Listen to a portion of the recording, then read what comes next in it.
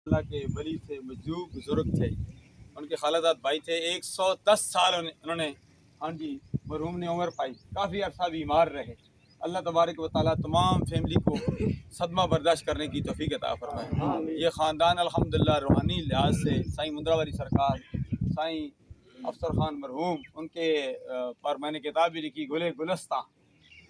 अल्हम्दुलिल्लाह बाज़ दफ़ा ऐसे लोगों की नाज़ा में शिरकत इंसान की अपनी बख्शिश का ज़रिया हो जाती है। देखो कितनी शिद्दत से गर्मी थी, लेकिन अल्लाह तबारक व तआला ने करम फरमाया, कैसी ठंडी ठंडी हवा चल रही है। तो मैं समझता हूँ ये मरहूम की बख्शिश का भी एक ज़रिया है। अल्लाह तबारक व तआला बता रहा है कि जिसकी नमाज़ जनाज़ा पढ़ने के लिए आप आए हैं, ये एक निशानी होती है, अलामत होती है।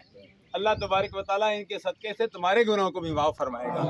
हाज़रीन नाज़रीन, वक्त मुख्तसर है, मैंने भी जाना है, आपने भी जाना है। 40 साल से जब उम्र ज़्यादा हो जाए, मैं अक्सर कहा करता हूँ कि उसको बोनस समझो।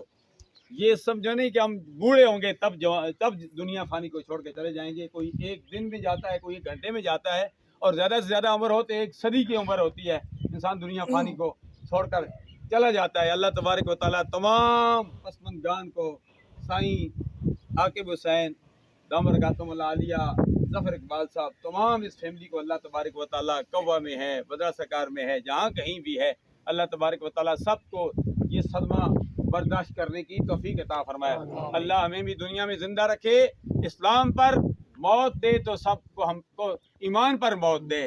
आशिक का जनाजा है, ज़रा धूम से निकले, महबूब की गलियों से घूम के निकले, खूबसूरत अंदाज में ला इलाहा इल्लल्लाह का विर्द करते हुए, दरूद व सलाम का नजराना पेश करते हुए मरहूम की नमाज़ जनाज़ा यहाँ पहुँची। अल्लाह इनके तवस्सुल से हमारे गुनाहों को